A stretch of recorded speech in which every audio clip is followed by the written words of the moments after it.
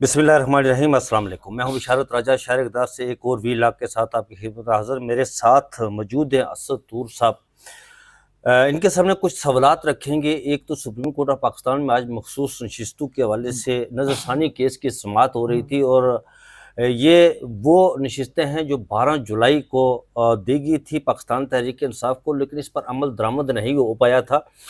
फिर ये हुआ कि हुकूमत ने इसके खिलाफ अपील की, 26वीं आईनी तरमीम लाई गई। उसके बाद फिर अपील हुई तो उस नज़रसानी दायर की गई और इस पर समाअत हो रही है।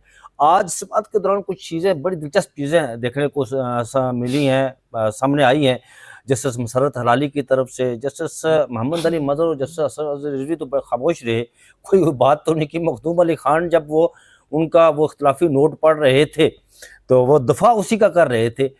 तो जस्टिस मसरत हलाली के अंदर आज मुझे कुछ वो साबिक जो चीफ जस्टिस रहे पाकिस्तान के असद तूर साहब से पूछेंगे कि उनकी रूह हलूल करती मुझे नज़र आई उनके अंदर। और फिर जो इस वक्त मौजूदा सिचुएशन है, एक खबर तो ये भी है जी कि इमरान खान साहब से कोई बाहर से एक डेलीगेशन आया था। वो इमरान खान साहब से उसने जाकर इतवार की शब ये कहा गया कि मुलाकात जाकर की है अडयाला जेल में। इमरान खान साहब कब तक बाहर आएंगे, ये चीज़ें असद तूर साहब के सामने रखेंगे। असद भाई, ये बताइएगा कि आज मखसूस नशिस्तों के हवाले से केस की समाअत हो रही थी। आपको याद होगा कि जब बल्ले वाले इंतखाबी निशान की समाअत हो रही थी तो उस पूरे जो मैराथन समाअत हो रही थी उसमें जस्टिस मसरत हलाली फ़कत एक सवाल पूछती रही पाकिस्तान तहरीक इंसाफ के वकला से कि आपने इंतखाबात चिमकनी में क्यों करवाए। बार बार यही सवाल पूछती रही और आज भी उन्होंने यही कहा जी कि ये सुन्नी इत्तेहाद कौंसिल को सीटें कैसे दी जा रही है, किस तरह जीती जा रही है, क्या आपको नजर आ रहा है? देखिए, मेरी नज़र में ना राय साहब, जिस किसी ने भी मखदूम अली खान साहब को, वो वैसे तो रिजर्व सीटों वालों ने जिनकी सीटें गई थी उन्होंने मखदूम अली खान साहब को वकील किया था। मखदूम अली खान साहब बहुत काबिल वकील हैं जी, लेकिन मेरे ख्याल में उन पर फीस वेस्ट की गई है, ज़ाया की गई है। ज़ाया की गई अच्छा। है। क्योंकि जब बेंच में जज वकील से ज्यादा अच्छे दलाइल दे रहे हों हाँ, अपीलों वालों के लिए, नजरसानी वालों के लिए, तो फिर वकील खड़ा करने की क्या जरूरत है? हालात ये थे कि जस्टिस मसरत हलाली ने एक रिमार्क्स दिए तो मखदूम अली खान साहब ने कहा कि my ladyship, this is accurate reading of law. हाँ, ये ठीक है कि जो मैं चाह रहा हूं वही बात तो आप कर रही हैं, हाँ, जैसा मैं कानून को पढ़ना चाह रहा हूं आप वही पढ़ रही हैं। हाँ, ठीक है, जस्टिस शायद बिलाल साहब को सुनिए, जी, ठीक है, जो पाकिस्तान की तारीख के पहले जज हैं जिनको कभी अप्रोच नहीं किया गया। हाँ, हाँ, जो हो उन्होंने खुद इतराफ किया था इस बात जी, का। ठीक। जी। तो हालांकि मुझे अभी तक ये भी समझ नहीं आ रही कि उनको अप्रोच किया क्यों जाता। जब बगैर अप्रोच के वो वही काम कर रहे हैं जो अप्रोच करके किया जाता तो फिर नहीं किया गया होगा। ठीक है, फिर आप देखिए जस्टिस मोहम्मद अली मजहर, तारीख ने हमें यह दिन भी दिखाना था कि जिस जज के खिलाफ 8 जजेस ने स्ट्रक्चर पास किया और उस स्ट्रक्चर के मुताबिक वो कंटेम्प्ट ऑफ कोर्ट का मुर्तकिब बनता है, वो बेंच की सरबराही कर रहा है उस केस में। हाँ, जैसे अमीनुद्दीन। ठीक है, क्या ही बात है। ये इसीलिए मैं हमेशा कहता था क्योंकि पाकिस्तान कलमे के नाम पर बना था, तो इस मुमलिकत खुदादाद में मोजज़े फर्ज हैं। तो ये भी एक मोजज़ा है कि हमें कुदरत 26वीं आईनी तरमीम के सूरत में दिखा रही है। ठीक है, कि जैसे अमीनुद्दीन खान उस बेंच की सरबराही मखसूस नशिस्त। जी। तो जैसे जिस जज ने अपने फैसले का दिफा करना है, जैसे मसूल शाह, वो अपने बेंच में नहीं डाला। जो जज जस्टिस मोहम्मद अली मदर, हाँ जी, जो अक्सरियती फैसले का हिस्सा थे, अब उनको नजर आ रहा है कि मैं चीफ जस्टिस पाकिस्तान में बन सकता हूँ। हाँ, अब वो इस किस्म की बातें कर रहे हैं। आज मैं उनके रिमार्क्स सुनकर मुझे ऐसी छूट गई मेरी। उन्होंने मखदूम अली खान साहब को कहा कि ये फला पॉइंट को जरा मजीद एक्सप्लेन कर देते हैं, इस बेंच के बहुत से जजेस ने पहले ये केस सुना नहीं हुआ। जी। I was like, this is the irony कि जिन जजेस ने केस सुना हुआ वो अक्सरियत में रिव्यू में बैठे और उनके साथ फिर बैठे हुए justice Aminuddin Khan, justice Jamal Khan Mandokhel, justice Naeem Akhtar Khan, justice Musarrat Hilali, like इन्ना लिल्लाहि व इन्ना इलैहि राजिऊन। अच्छा, ये देख यार, मतलब इससे ज्यादा हसीन नहीं, भयानक मजाक विल ऑफ द पीपल, आइन, जमहूरियत और अदलिया के ढांचे के साथ हो सकता है जो ये हो रहा है आईनी बेंच में। Like this is something mockery of judicial system जो हो रही है। क्या करें हम तो। असद तूर भाई ये बताएं कि जिस तरह आज जज सवालात उठा रहे थे, क्या ये जिस वक्त मुल्क के अंदर इंतखाबात हो रहे थे, ये उस वक्त इन्होंने मरीख पर डेरे डाले हुए थे? आज सवालात उठा रहे थे जजेस साहिबान के, ये कैसे हुआ जी, वो आज़ाद अरकान जो असम्बली है वो जीती हुई किसी पार्टी में शामिल हो सकते थे, सुन्नी इत्तेहाद कौंसिल इलेक्शन नहीं लड़ा, पाकिस्तान तहरीक इंसाफ। जैसे जमाल मंदोखेल ने तो कहा कि मैंने उन 39 लोगों के बारे में कहा था। फिर उन्होंने ये भी बात की कि देखें, इंतखाबी निशान के बगैर अगर किसी पार्टी का छिन जाए इंतखाबी निशान, तो पार्टी तो बाकी रहती है, वो लोग इलेक्शन लड़ते हैं आज़ाद उम्मीदवार।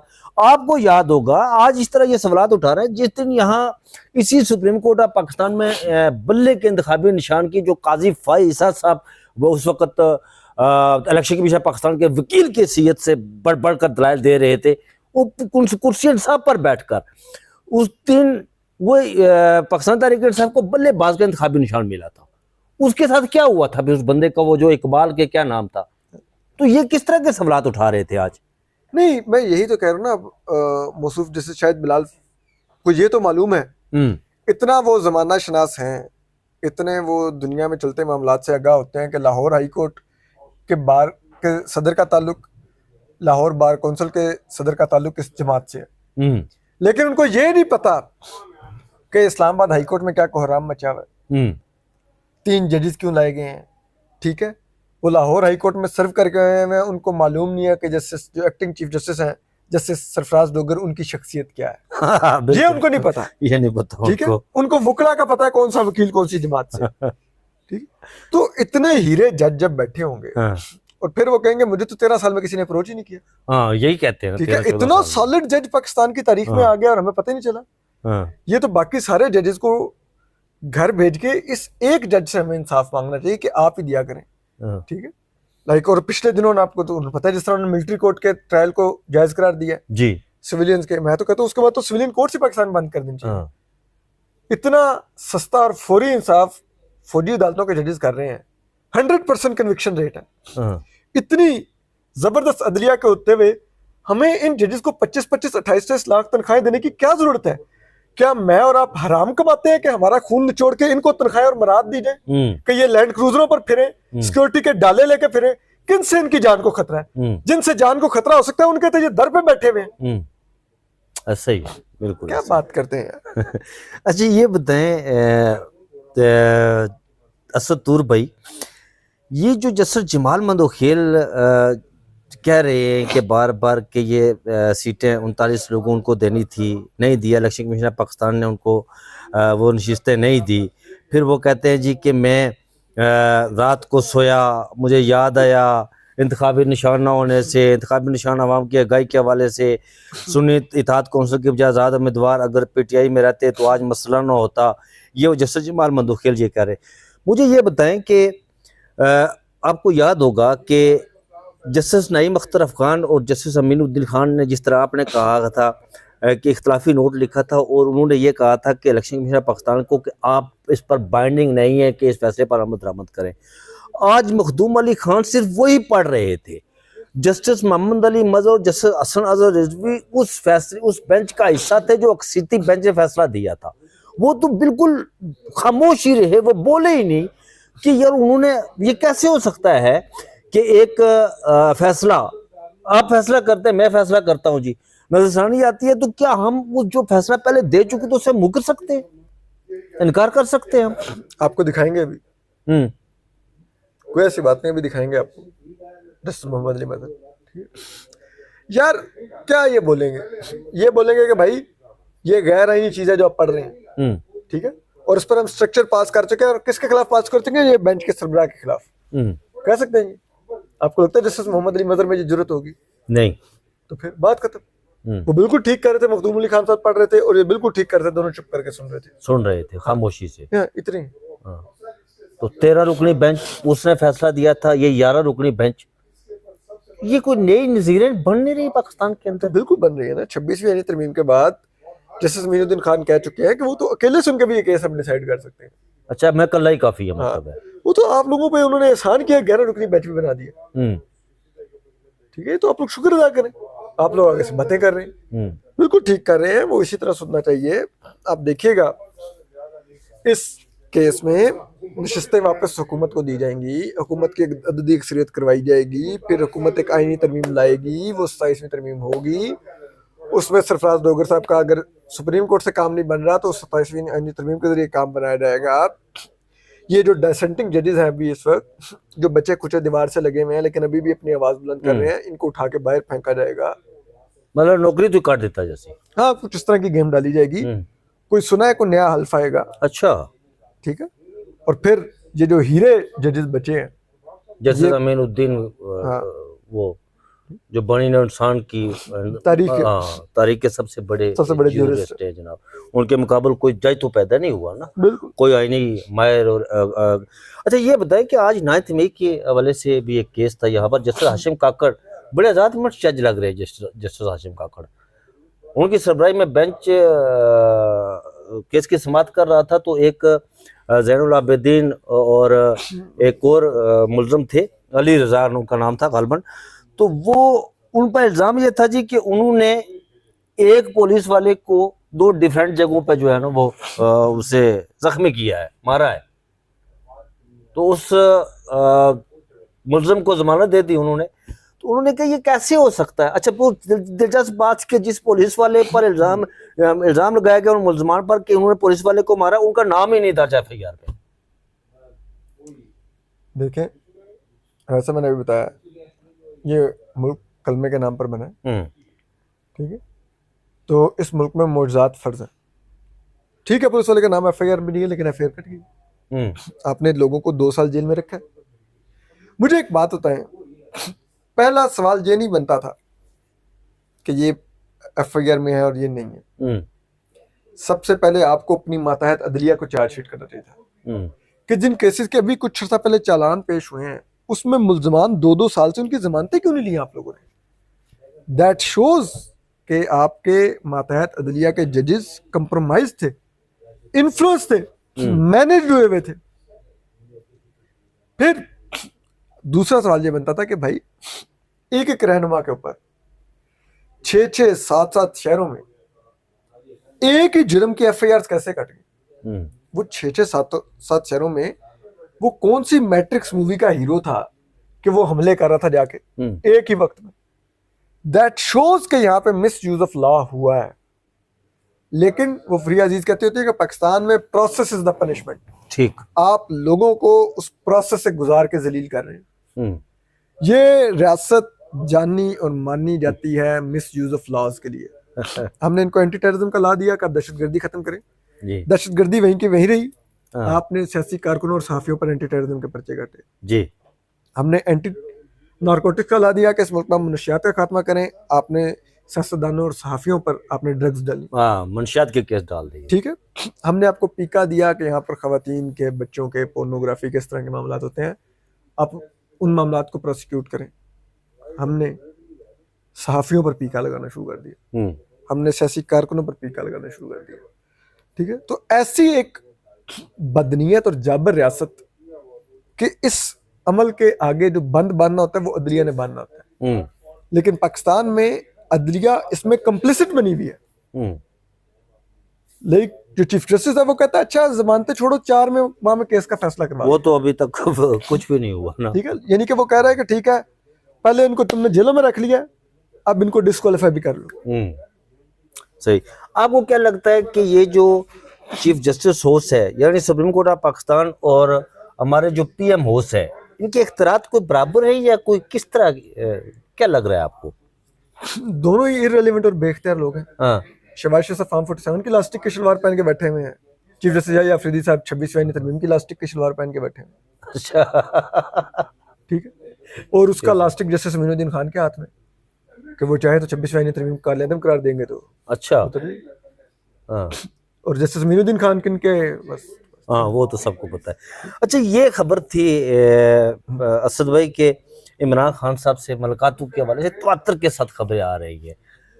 क्या लगता है आपको कि इमरान खान साहब कहीं किसी वक्त कब तक उनका कोई मामला बाहर आने का है? अभी तक जो उनकी तरफ से ट्वीट आ रहे हैं उनके ट्विटर हैंडल पे, वो तो किसी मूड में नहीं है कि यार वो कोई। वो नहीं बाहर आएंगे। हाँ ये हमारे पास पीटीआई के प्रो जो लोग हैं यूट्यूब पर, वो अपने कारकुनों और सपोर्टर्स को ये अफीम चटाते रहते हैं हाँ कि इमरान खान बाहर आ रहा है। इमरान खान नहीं बाहर आ रहे। हाँ यार इस निज़ाम की जिंदगी इमरान खान के जेल में रहने पर है। आप कह रहे हैं कि आप निज़ाम गिरवाने के लिए उनको बाहर निकलवा रहे हैं। वो तो जब इस निज़ाम को गिराने का फैसला हो जाएगा तो इमरान खान साहब को छोड़ दिया जाएगा, वो आके खा पी जाएंगे और फिर कहा जाएगा कि हमने तो नहीं गिराया, तो इमरान खान ने आके गिराया। तो नवाज शरीफ साहब भी इस निज़ाम का हिस्सा ही है ना, जो ऑफ कोर्स उन्होंने वो तो। आपको लगता है कि उनकी मर्जी के बाद उनकी मर्जी के बगैर शहबाज शरीफ साहब फार्म 47 की इलास्टिक की शलवार वाली हुकूमत पहनते? या नवाज शरीफ साहब ने फार्म 47 की इलास्टिक की शलवार नहीं पहनी हुई? आपको लगता है? वाहिद उनका हल्का है लाहौर में, रात के 3 बजे आरओ को अस्पताल भिजवाना पड़ा, नया आरओ आपको लाना पड़ा रिजल्ट क्लेम करने। हाँ भाई, ये भी एक नई मिसाल कायम हुई जनाब। ठीक है, तो अब आप कहते हैं कि ये उनकी। अच्छा, आखिरी सवाल आपसे करूंगा कि यहाँ पर फील्ड मार्शल की वो उन्हें सोटी दी गई ना, वो उसे क्या कहते हैं? बैटन। बैटन कहते हैं। बहरहाल ये है कि बैटन का मतलब क्या होता है वैसे? मरना? छड़ी छड़ी छड़ी। वो जो सोटी दी गई है, उन्हें डंडा दिया गया है। उस डंडे की तकरीब में मैंने देखा कि वो नवाज शरीफ साहब बैठे हुए थे, तो ऐसे लग रहा था कि वो कोई जबरदस्ती उन्हें पकड़ कर लाया उन्हें उस तकरीब में। मैं इससे डिसएग्री करता हूं। हाँ उनको कोई जबरदस्ती नहीं लाया। हाँ जो आर्मी चीफ साहब को फील्ड मार्शल का रैंक देने की जो तकरीब थी, जिसमें उनको वो छड़ी पकड़ाई गई, जो बैटन होती है जो फील्ड मार्शल के रैंक के लिए होती है, उसमें मियाँ साहब अपनी मर्जी से आए थे। उनकी पार्टी को भी नहीं पता था, वो पहुंचे हैं। और देखे, मियाँ साहब की मर्जी के बगैर ये बैटन उनको नहीं मिल सकती थी। अच्छा, उनकी मर्जी शामिल थी फील्ड मार्शल बनाने में, उनकी मर्जी पूरी तरह शामिल है। हाँ। हम बार बार ना, माजरत के साथ, मुझे अब इस पर भी एक गिला होने लग गया कि हम हर वक्त अपने पॉलिटिशियंस को बेल आउट करते रहते हैं और हर चीज एस्टेब्लिशमेंट पर डालते रहते हैं कि जी ये उन्होंने कर दिया, ये आर्मी चीफ ने कर दिया, ये फलाने डीजी ने कर दिया, या आईएसआई ने कर दिया, ये एमआई ने कर दिया। नहीं ना यार, ये जो है कौन? ये जो मियाँ साहब। अच्छा भैया साहब, ठीक, ये जो वोट को इज्जत दो, रियासत के ऊपर रियासत कायम हो गई, ये कौन होते हैं? 5 लोग वोट की पर्ची आपकी फाड़ने वाले, ये कौन होते हैं? वज़ीर आज़म को घर भेजने वाले, ये फलान, ये वो, महकमा ज़राअत, खलाई मखलूक। हाँ। हमें इनको अकाउंटेबल बनाना होगा, क्योंकि ये वो लोग हैं जिन्होंने लोगों को डिसीव किया, अपने आप को झूठा सिविलियन सुप्रीमेसी का नुमाइंदा बताकर। तो छोड़ दीजिए, हमारा एक सारा एस्टैब्लिशमेंट मेरी नजर में है, वो भी सब कुछ उन्होंने किया है। लेकिन असल जो मुजरिम है ये लोग हैं, ये क्यों भाई इस्तेमाल होते हैं?